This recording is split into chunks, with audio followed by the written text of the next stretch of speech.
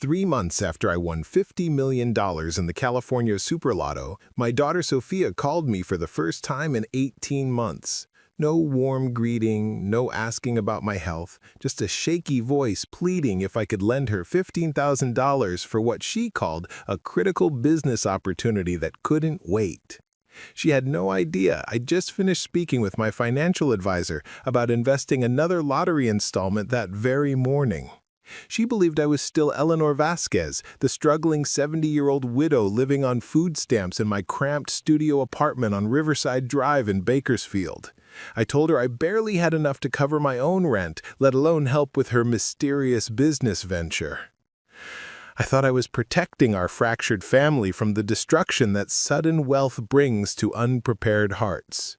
Or so I believed, until I discovered what Sophia really needed that money for and why 3 dangerous men had been asking questions about me around town. And that was only the beginning. Don't forget to subscribe to the channel and comment where you're watching from. The ancient rotary phone in my kitchen hadn't rung in over a week when it suddenly came alive at 7:23 on a Tuesday morning. I was stirring powdered creamer into instant coffee, the same morning routine I'd maintained for the past 4 years since my husband Ricardo passed away. The sound startled me so badly I nearly dropped the chipped ceramic mug I'd been drinking from since 1987. "Mama?" The voice was unmistakably Sophia's, but it carried a tremor I'd never heard before, not even during her divorce proceedings last year when she'd called me crying about custody battles and lawyer fees. This was different, raw fear wrapped in forced casualness. I set down my coffee with shaking hands. My daughter and I had many complicated layers to our relationship, but hearing genuine terror in her voice cut through all of that instantly. "Mija, what's wrong?" I asked, automatically slipping into Spanish the way I always did when emotions ran high. "You sound—" "I'm fine, Mama. Really, She took a deep breath that I could hear crackling through the old phone line. "I need to ask you something important, and I know this is going to sound crazy, but I need to borrow some money." The words hit me like a physical blow. Not because I didn't have money. God knows I had more money than I could spend in 3 lifetimes, but because of what her asking meant. Sophia had inherited her father's stubborn pride. She would rather work 3 jobs than ask for help, especially from me. We'd spent the last year and a half barely speaking after our fight about her life choices, her relationship with that musician boyfriend, her decision to drop out of nursing school to pursue what I'd called impossible dreams. "How much money?" I asked carefully. $15,000. The number came out in a rush, like she'd been practicing saying it. "I know it sounds like a lot, but it's for a business opportunity. A sure thing, Mama. I can pay you back in 6 months, maybe sooner, with interest." $15,000. I almost let out a bitter laugh. That morning, I'd deposited a lottery check for $2.3 million, just 1 month's installment of my $50 million winnings. I could have written her a check for $50,000 without even checking my account balance. Hell, I could have bought her a house in cash and still had enough left over to never worry about money again. Instead, I looked around my studio apartment. The walls were the same sickly yellow they'd been when I moved in after Ricardo died. The carpet was so worn you could see the padding underneath in 3 different spots. My refrigerator was a harvest gold relic from the 1970s that made concerning noises every few hours, and my furniture came from garage sales and the Salvation Army. This was the life Sophia believed I was living. This was the reality I'd carefully constructed and maintained for the past 3 months, ever since those 6 numbers changed everything. "Mija, you know I don't have that kind of money," I said, the lie sitting heavy in my throat like a stone. "I'm living on your father's Social Security benefits and what little I get from food assistance. The most I have in savings is maybe $300. The silence that followed stretched so long I wondered if she'd hung up. When she finally spoke, her voice was even smaller. "I know, Mama. I know you're struggling too. I just thought, maybe you could take out a loan or something? Use the apartment as collateral? I'm really desperate here." Desperate. The word hung between us like smoke from a house fire. My daughter, my brilliant, stubborn, impossibly proud daughter, was desperate enough to ask her broke mother to mortgage her home. What kind of business opportunity requires $15,000 right away? Can't you get a business loan from the bank or find investors? Another pause, this one filled with something that sounded like fear. It's complicated, Mama. There are time constraints. This has to happen this week or the opportunity disappears forever. I can't really explain all the details over the phone, but I promise you, this is legitimate. This could change everything for me and Isabella. Isabella, my 8-year-old granddaughter. The little girl I'd only seen 3 times in the past year because of the rift between Sophia and me. The mention of her name made my chest tighten. Is Isabella okay? I asked. She's fine. She's at school. This isn't about her directly. It's just, Mama, I can't explain everything right now, but I swear to you, if you could help me with this, it would solve all our problems. All of them. I closed my eyes and pressed the phone tighter to my ear. In the background, I could hear traffic sounds, like she was calling from a payphone or her car parked somewhere public. Why wasn't she at home? Why was she calling at 7:23 in the morning from what sounded like a busy street? Where are you right now, Sophia? I'm running errands, early morning errands. Listen, Mama, I know things have been difficult between us, and I know you probably don't trust my judgment after everything that happened, but this is different. This is real, and it's important, and I wouldn't be asking if I had any other choice. The desperation in her voice was genuine. After 32 years of being her mother, I knew when Sophia was scared, and she was terrified. But there was something else there, too. Something she wasn't telling me. The same instinct that had helped me survive 40 years of marriage to a man with secrets was now telling me that my daughter was hiding something crucial. Mija, I wish I could help you, I said finally. But I just don't have access to that kind of money. Maybe you could talk to your cousin Carlos, or ask Miguel if— No! The sharpness of her response surprised both of us. No, I can't ask them. I can't ask anyone else. It has to be someone outside the family, someone who wouldn't be connected. Connected to what? The question burned in my mind, but before I could ask it, she was already saying goodbye.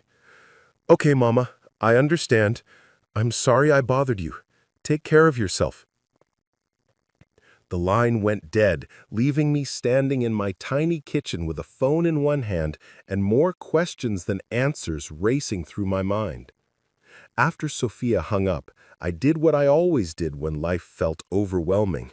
I made myself busy with meaningless tasks. I washed the same coffee mug 3 times. I organized my coupon collection by expiration date. I scrubbed the bathroom sink until my knuckles were raw. But none of it helped silence the war happening in my head. For 3 months, I'd been living a double life more complex than anything I could have imagined. On Tuesdays and Thursdays, I was Eleanor Vasquez, the widow who shopped at the discount grocery store with carefully clipped coupons, who bought generic cereal and marked down produce, who counted every dollar twice before spending it. I rode the city bus to my appointments, wore the same 3 dresses in rotation, and made conversation with other seniors about the rising cost of utilities and prescription medications. But on the days I drove to Fresno to meet with my financial advisor, I became someone entirely. Someone who had more money than most small countries.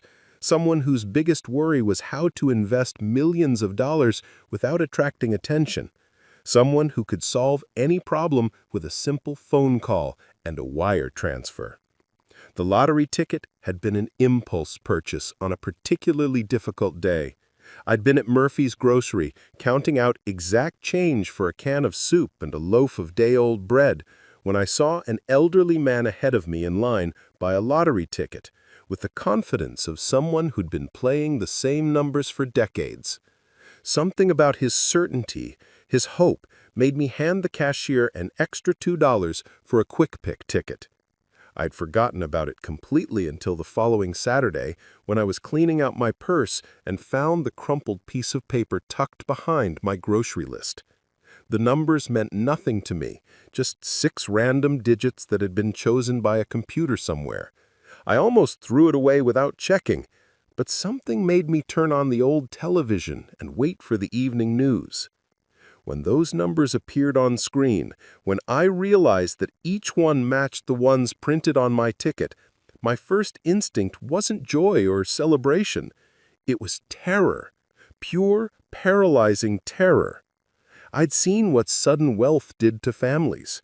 My neighbor, Mrs. Rodriguez, had won a smaller jackpot in the early 2000s, just $2 million, and within 3 years she was bankrupt, estranged from her children and living alone in a studio apartment smaller than mine. Her son had stolen money from her checking account. Her daughter had sued her for more than her share of the winnings. Distant relatives she'd never met had appeared with sob stories and business opportunities that turned out to be scams. But it wasn't just Mrs. Rodriguez. Every lottery winner I'd ever heard about seemed to end up worse off than before. Broke, alone, bitter about the relationships that money had destroyed. I'd watched enough news stories about lottery curses to know that sudden wealth was more often a disaster than a blessing. So I made a decision that seemed rational at the time. I would claim the winnings quietly, set up the payments to go into a separate account under a business name my lawyer created, and continue living exactly as I always had. To everyone who knew me, including my own daughter, I would remain Eleanor Vasquez, the struggling widow who couldn't afford to help with a $15,000 business opportunity. The plan had been to take my time, to figure out slowly and carefully how to help my family without destroying the relationships that mattered most to me. Maybe I'd anonymously pay off Sophia's student loans. Maybe I'd set up a college fund for Isabella that would appear to come from a distant relative. Small gifts that would look like good fortune rather than life-changing windfalls.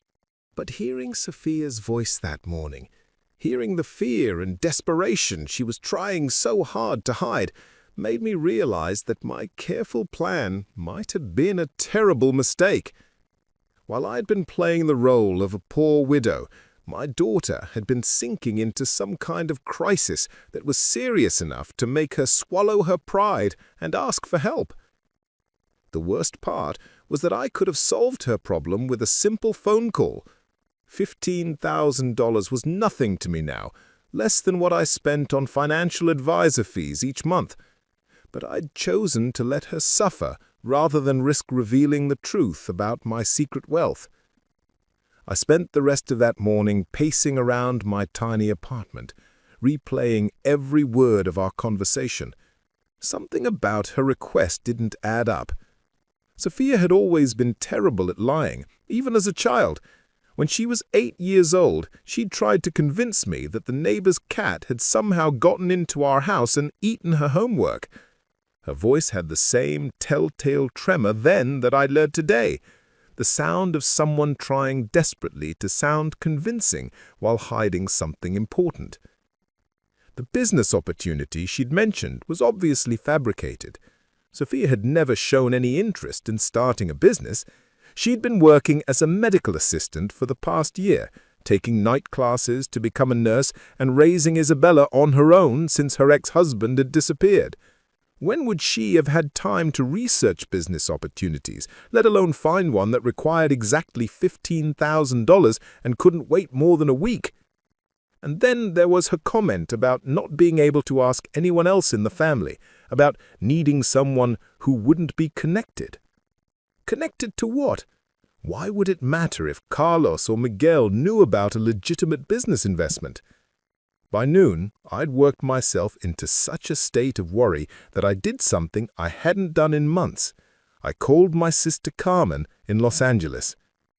Carmen and I had always been close, despite living 2 hours apart. She was the only person who knew about my lottery winnings, and only because she'd been with me when I'd gone to claim the prize. I'd sworn her to secrecy, and she'd kept her word.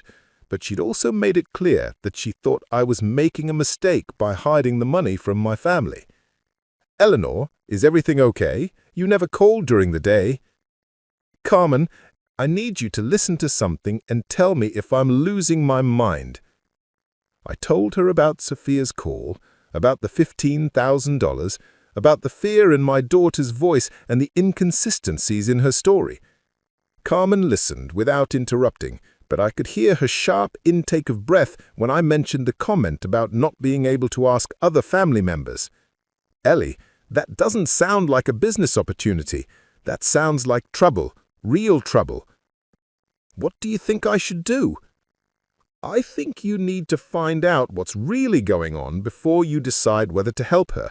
And I think you need to consider that maybe keeping this secret isn't protecting your family. Maybe it's putting them in danger." After I hung up with Carmen, I sat at my kitchen table, staring at the phone for a long time. My sister was right. Something was very wrong with Sophia, and my refusal to help might be making whatever situation she was in much worse. But I also knew that I couldn't just appear with $15,000 without explaining where it came from.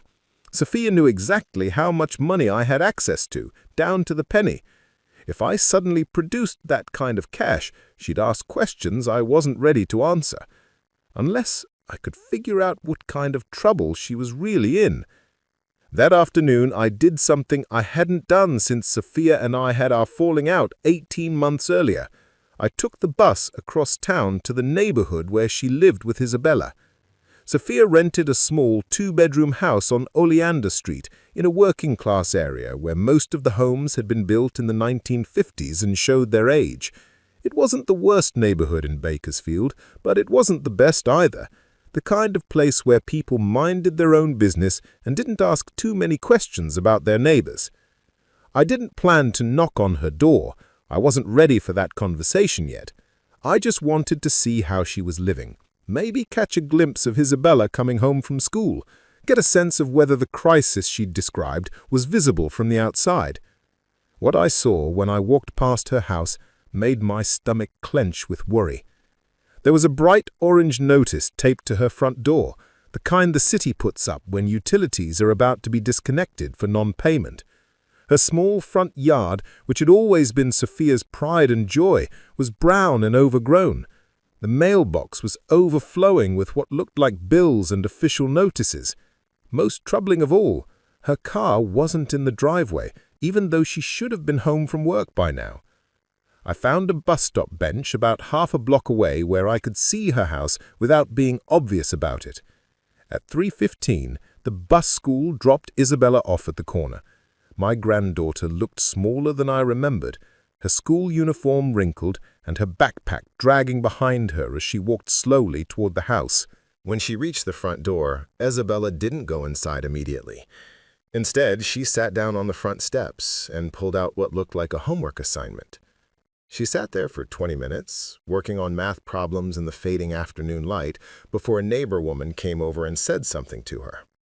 They talked for a moment, then the neighbor walked Isabella to her own house, 2 doors down. My heart broke watching that scene. Isabella was 8 years old, and she was being looked after by neighbors because her mother wasn't home.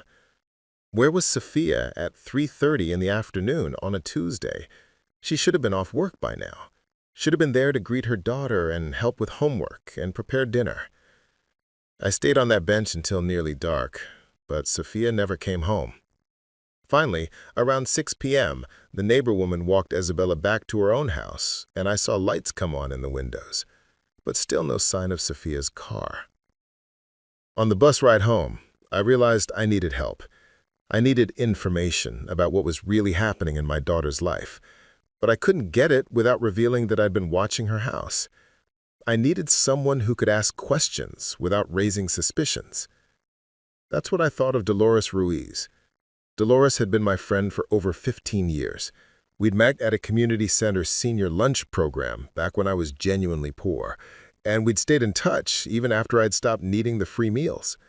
Dolores was exactly the kind of person who could run into someone at the grocery store and somehow learn their entire life story within 10 minutes.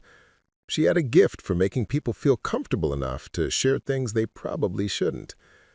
More importantly, Dolores knew Sophia.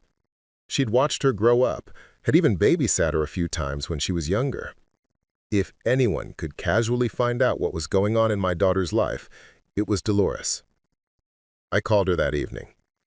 "Dolores, I need to ask you a favor. A big one."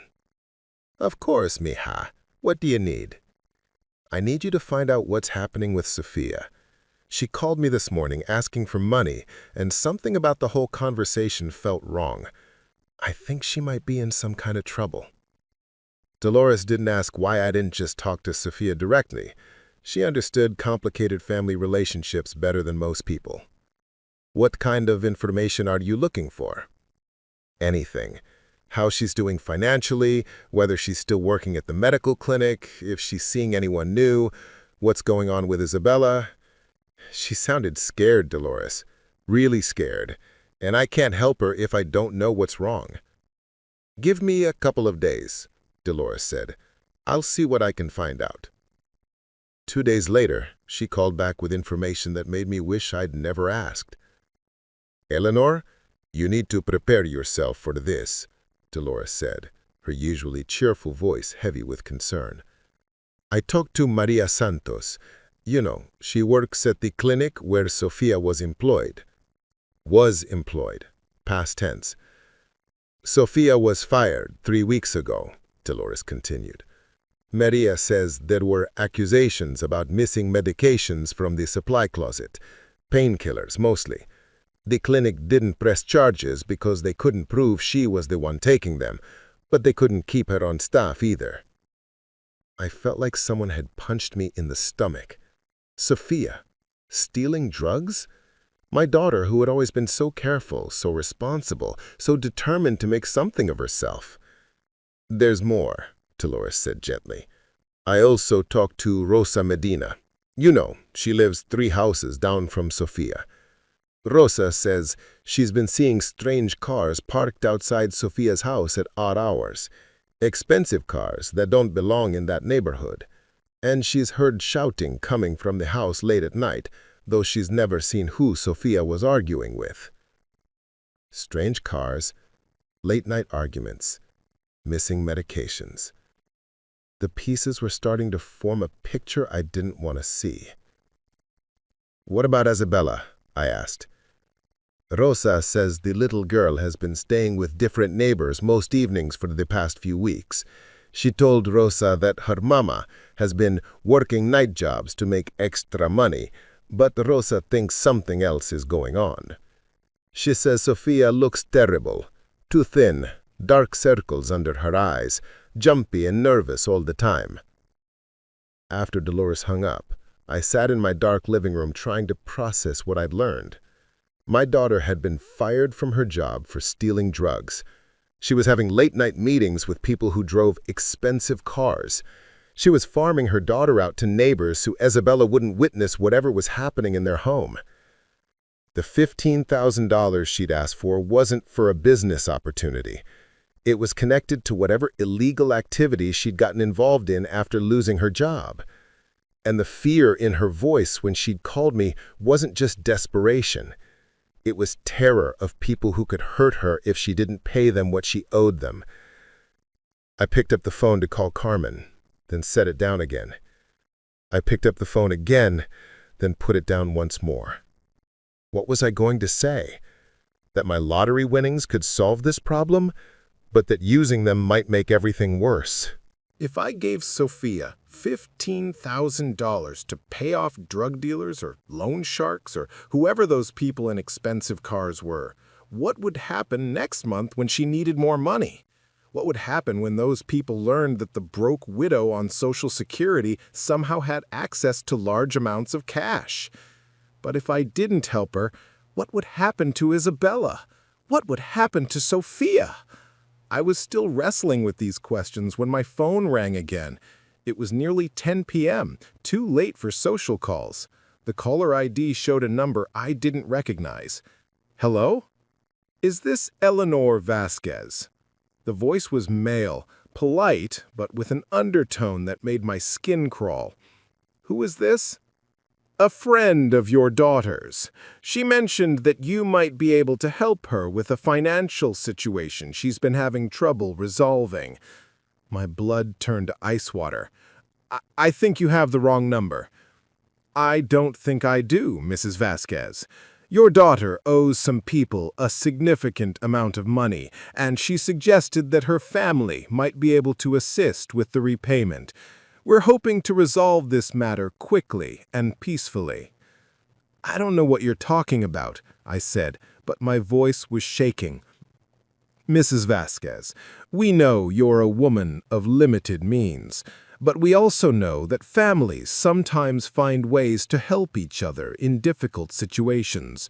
Perhaps you have some savings you could access, a retirement account, some jewelry or other valuables you could liquidate. The fact that this stranger knew details about my supposed financial situation terrified me. How much had Sophia told them about her family? How much danger had she put all of us in?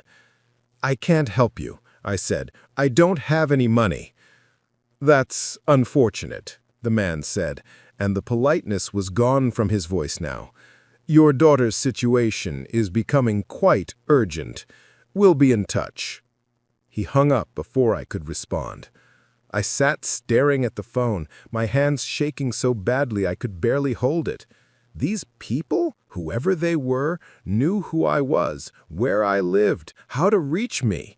They believed I was a poor widow living on government assistance, but they were still trying to extract money from me to pay Sophia's debts. What would they do when they realized I genuinely couldn't help them? And what were they already doing to Sophia to motivate her to give them my contact information? I didn't sleep at all that night. Every small sound made me jump. The refrigerator cycling on, a car driving past outside, the building settling. I kept the lights on and the phone within reach, not sure if I was hoping for another call from Sophia or dreading another conversation with her mysterious friend. By morning, I'd made a decision. I needed professional help.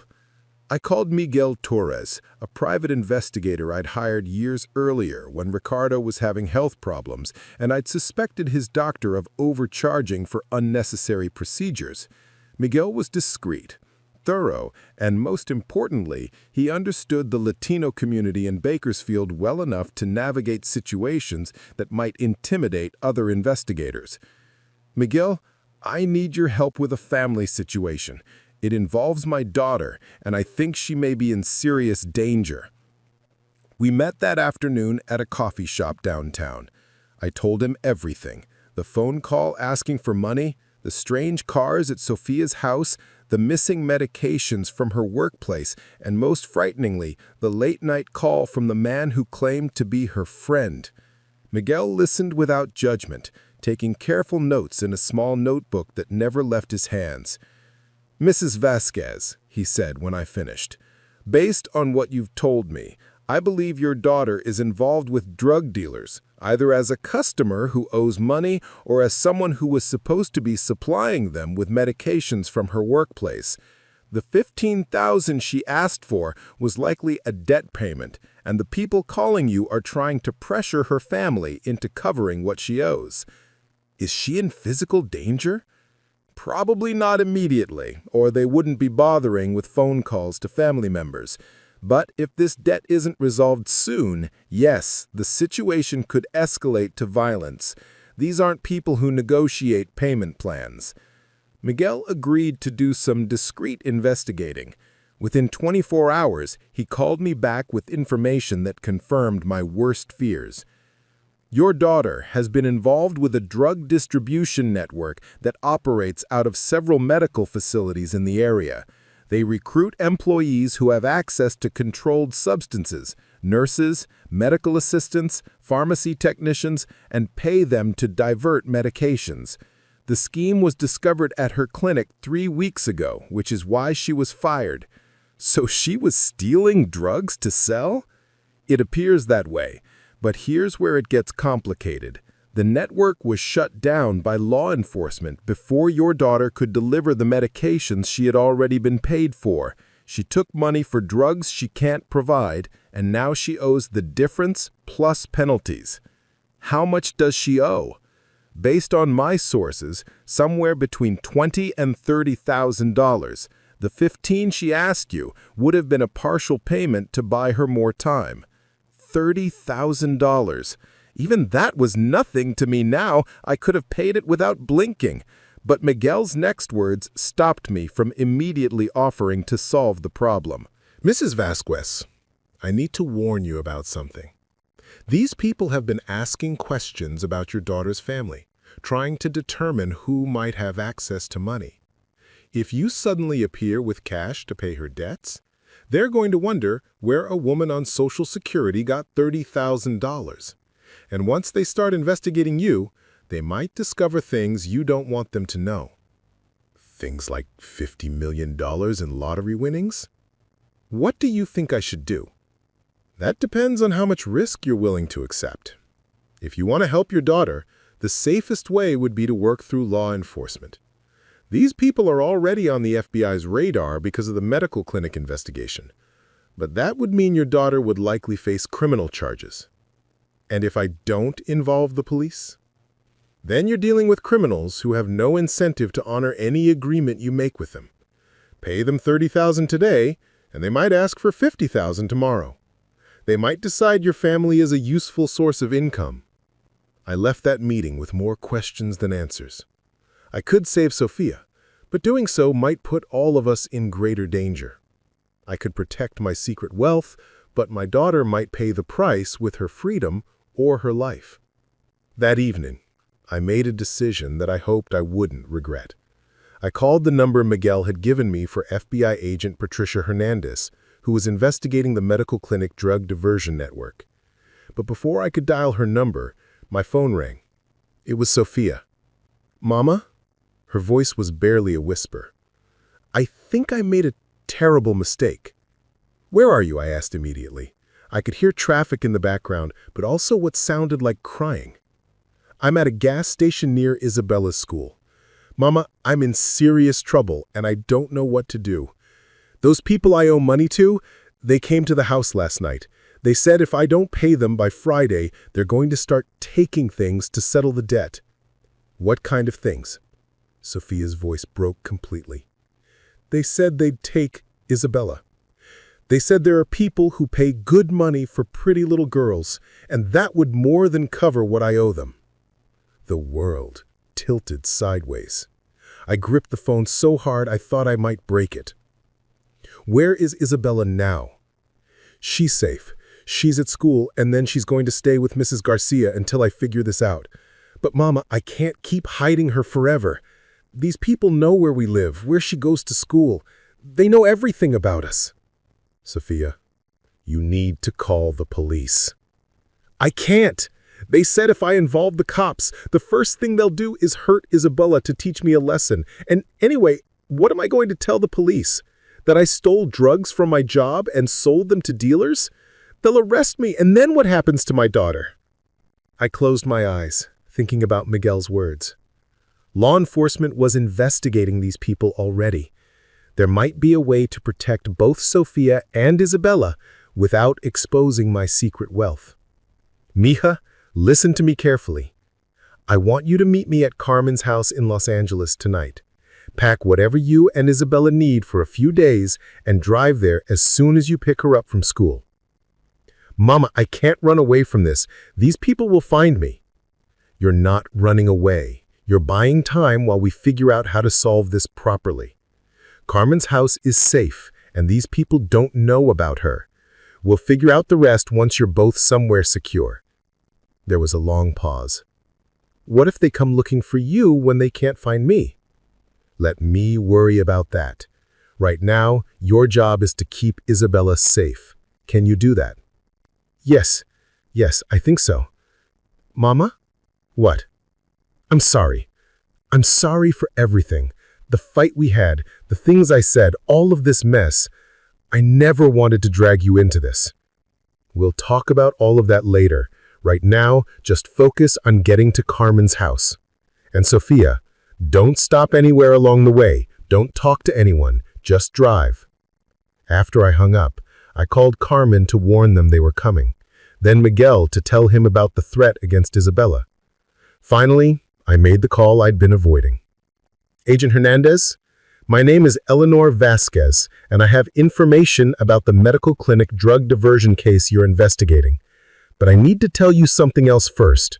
My daughter and granddaughter are in immediate danger, and I'm about to do something that might get me killed. Agent Hernandez agreed to meet me at the FBI field office in Fresno the next morning. I spent the night at Carmen's house, holding Isabella while she slept and talking quietly with Sophia about everything that had happened. The story that emerged was both better and worse than I had imagined. Sophia hadn't started stealing drugs to get rich or feed her own addiction. She'd gotten involved because Isabella needed expensive medical treatment for a learning disability, and Sophia's insurance wouldn't cover the therapy. The money they offered me for just a few bottles of painkillers would have paid for 6 months of Isabella's treatment, she explained, tears streaming down her face. I thought I'd do it once, just once, and then I'd be done. But once she'd taken their money, they owned her. They demanded more medications, threatened to turn her into her employer if she refused, and eventually started requiring her to recruit other medical workers. When the clinic investigation shut everything down, she'd been left holding debts she couldn't pay to people who didn't accept excuses. The worst part, she said, is that I never even got the money to help Isabella. They kept promising to pay me, but there was always some reason why they had to hold on to the cash for a few more days. By the time I realized it was all a scam, I was already in too deep to get out. The next morning, I sat across from Agent Hernandez in a sterile conference room and made a decision that would change everything. Agent Hernandez, before we talk about my daughter's situation, I need to tell you something that's going to sound unbelievable. 3 months ago, I won $50 million in the lottery. I've been hiding the money from everyone, including my family, because I was afraid of what it would do to our relationships.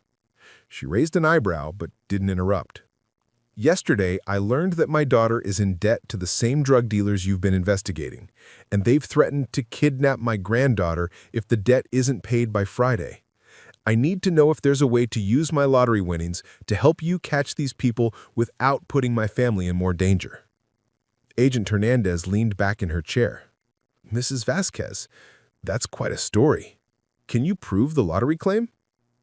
I slid a folder across the table, containing copies of the lottery ticket, the claim paperwork, and bank statements showing the monthly deposits. She reviewed everything carefully, then looked up at me with something that might have been respect. Okay, Mrs. Vasquez, let's talk about how we're going to catch some very bad people. The plan Agent Hernandez proposed was elegant in its simplicity, but terrifying in its risks. I would contact the drug dealers and offer to pay Sophia's debt, but instead of bringing cash, I'd be wearing a wire and carrying marked bills provided by the FBI. The meeting would be surrounded by federal agents, and with any luck, we'd get enough evidence to shut down the entire network. But there was one element of the plan that Agent Hernandez didn't know about. The night before the meeting, I got a call from Miguel with information that changed everything I thought I knew about this situation. Mrs. Vasquez, Miguel said, his voice unusually tense. I've been digging deeper into this drug network, and I found something troubling. The man who called you the other night? His name is Vincent Morales, and he's not just a street-level dealer. He's connected to organized crime families in Los Angeles. But here's the part that's going to shock you. He's also been asking very specific questions about lottery winners in California over the past 6 months. My blood turned to ice. What kind of questions? Questions about recent winners who are hiding their winnings from family members. Questions about elderly winners living in low-income areas. Mrs. Vasquez, I think your daughter's involvement with these people might not be a coincidence. I hung up with Miguel and immediately called Agent Hernandez, even though it was nearly midnight. Agent, we have a problem. I think these criminals know about my lottery winnings. The emergency meeting at 6 a.m. the next morning included Agent Hernandez, 2 other federal agents, Miguel, and myself. What they told me shattered everything I thought I understood about Sophia's situation. Mrs. Vasquez, Agent Hernandez began, we ran Vincent Morales through our databases overnight. He's what we call a lottery hunter, someone who specializes in identifying and targeting lottery winners who are trying to keep their winnings secret. His network has been involved in at least 4 similar cases over the past 2 years. Agent Rodriguez, a younger man with sharp eyes, leaned forward. Here's how it typically works. They identify a recent winner who's living below their means, then they find a way to get close to that person's family members. They create a crisis, usually involving drugs or gambling debts, that requires immediate payment.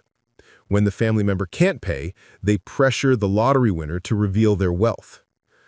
I felt sick. Are you saying Sophia was deliberately targeted because she's my daughter? That's exactly what we're saying, Agent Hernandez said. The job at the medical clinic, the opportunity to steal medications, the initial payments that never materialized, it was all designed to create a debt she couldn't pay. They needed her desperate enough to contact family members who might have hidden resources. Miguel opened his notebook. I spent the night tracking the timeline. The first approach to your daughter happened just 2 weeks after you claimed your lottery prize. Someone offered her a side job delivering medications to elderly patients who couldn't get to the pharmacy. Completely innocent sounding, but it was the beginning of drawing her into their network. But how did they know I won the lottery? I was so careful. Agent Rodriguez smiled grimly. They have people watching the lottery offices. They note who claims large prizes, then research their backgrounds. A 70-year-old widow living in subsidized housing who suddenly has access to millions of dollars? You were exactly the profile they look for. The room fell silent as the implications sank in. My daughter hadn't fallen into addiction or made poor choices. She'd been deliberately manipulated by criminals who were using her to get to my money. Every moment of guilt I had felt about not helping her, every sleepless night wondering if I was being too protective of my secret, it had all been part of their plan. Mrs. Vasquez, Agent Hernandez said, we need to completely change our approach. This isn't just about arresting some drug dealers anymore. This is about taking down an organized criminal enterprise that's been victimizing lottery winners across the state. What does that mean for Sophia and Isabella? It means we're going to turn the tables on them. Instead of you paying ransom money, we're going to use your situation to get evidence of their entire operation. But I won't lie to you, it's going to be more dangerous than what we originally planned. Agent Rodriguez spread out a series of photographs on the table. Vincent Morales, the man who called you, is just middle management. The real prize is Carmen Delgado. She's been running lottery extortion schemes for over a decade, but we've never been able to get close enough to gather evidence. Here's what we're proposing, Agent Hernandez continued. You'll meet with Morales as planned, but instead of just paying your daughter's debt, you're going to let him think you're willing to become a long-term source of income. You'll act like you're scared and isolated, exactly the kind of victim they prefer. Miguel shook his head. Agent, with respect, Mrs. Vasquez isn't a trained undercover operative. These people are violent criminals. Which is why we'll have you completely surrounded, Agent Rodriguez replied. Mrs. Vasquez will never be alone with them, even though it might appear that way. We'll have agents positioned as homeless people, maintenance workers, shoppers, an entire support network within 50 feet at all times. I thought about Isabella, about the fear in Sophia's voice, about all the other families these criminals had probably destroyed. What do you need me to do? The meeting was set for 2 p.m. at Riverside Park, a public location where the FBI could position agents without raising suspicion. I wore a wire so small I couldn't even feel it, and carried a purse containing $30,000 in marked bills, more money than I'd ever held in cash, but a tiny fraction of what I now had access to. Vincent Morales was younger than I'd expected, maybe 40, with the kind of practiced smile that never reached his eyes. He was waiting by the duck pond, feeding bread to the waterfowl like any other park visitor. Mrs. Vasquez, said he as I approached, thank you for meeting me. I hope we can resolve your daughter's situation quickly. I sat down on the bench next to him, my hands shaking with genuine fear. I have the money you asked for, $30,000. But I need to know that this is the end of it, that you leave my family alone." He chuckled softly. "Mrs. Vasquez, I appreciate your concern for your family, but I think there's been a misunderstanding. Your daughter's debt was just the beginning of our relationship." "What do you mean?" "I mean that a woman who can produce $30,000 in cash probably has access to much more, and my associates and I have ongoing financial needs that a generous person like yourself could help us meet." This was exactly what the FBI had predicted. I let my voice tremble as I responded. "I don't have more money. This is everything I could scrape together." Morales stopped feeding the ducks and turned to me directly. "Mrs. Vasquez, please don't insult my intelligence," he said, his voice hardening. "Eleanor Maria Vasquez, born March 15, 1954, claimed lottery prize number 774329 on August 22nd of this year. $50 million jackpot, taking payments over 20 years instead of the lump sum." He knew everything, not just that I'd won, but every detail of how I'd claimed the prize. "So, here's how this is going to work," Morales continued. "You're going to pay me $50,000 every month. Think of it as insurance. Insurance that your daughter stays out of jail, that your granddaughter stays safe, and that your little secret remains between us." "I can't pay $50,000 every month. People will start asking questions." "That's your problem to solve, not mine. You're a smart woman. You figured out how to hide a lottery win for 3 months. I'm sure you can figure out how to make regular payments without drawing attention." I reached into my purse and pulled out the envelope containing the marked bills. "I need time to think about this."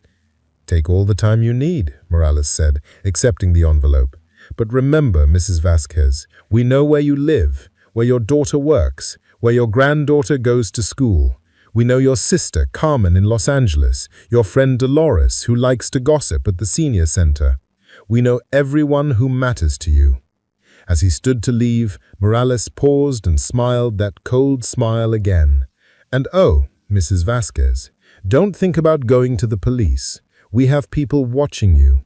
If you do anything to jeopardize our arrangement, the first person who will pay the price is little Isabella."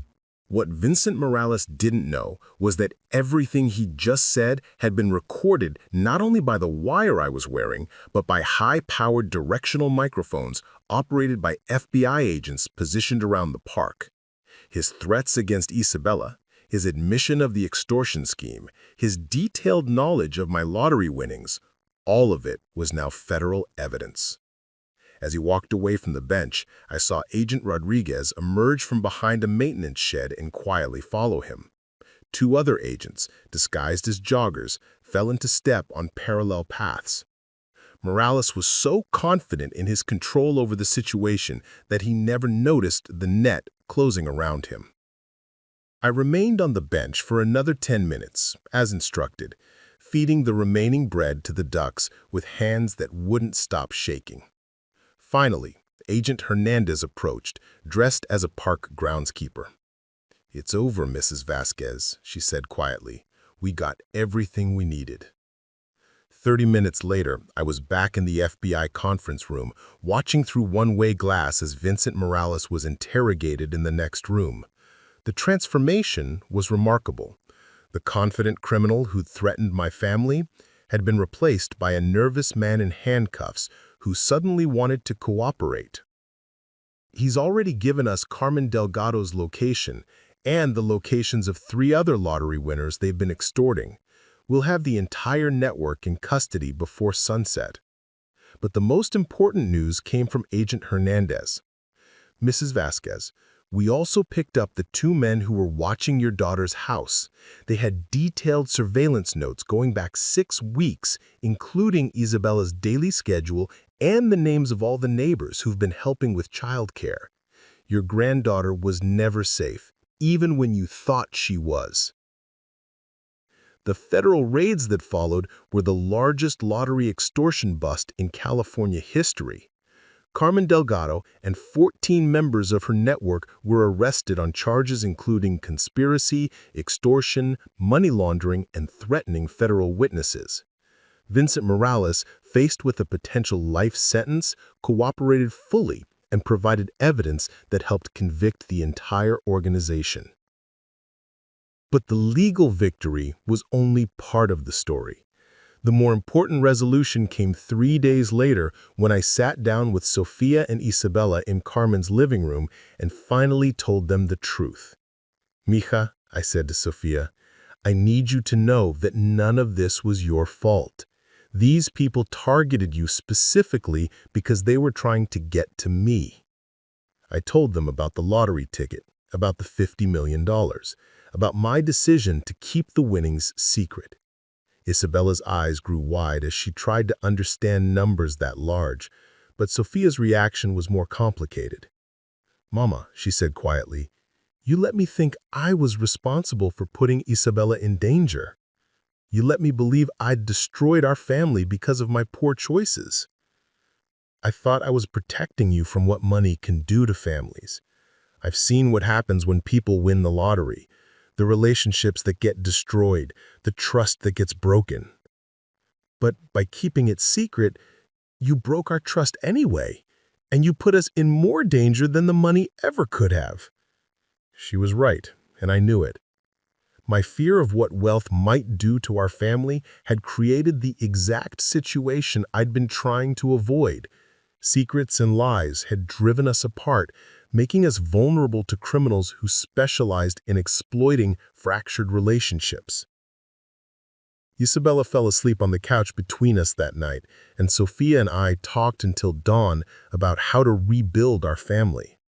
The money would help, certainly. Isabella could get the medical treatment she needed, Sophia could return to school to become a nurse, and I could stop pretending to be poor.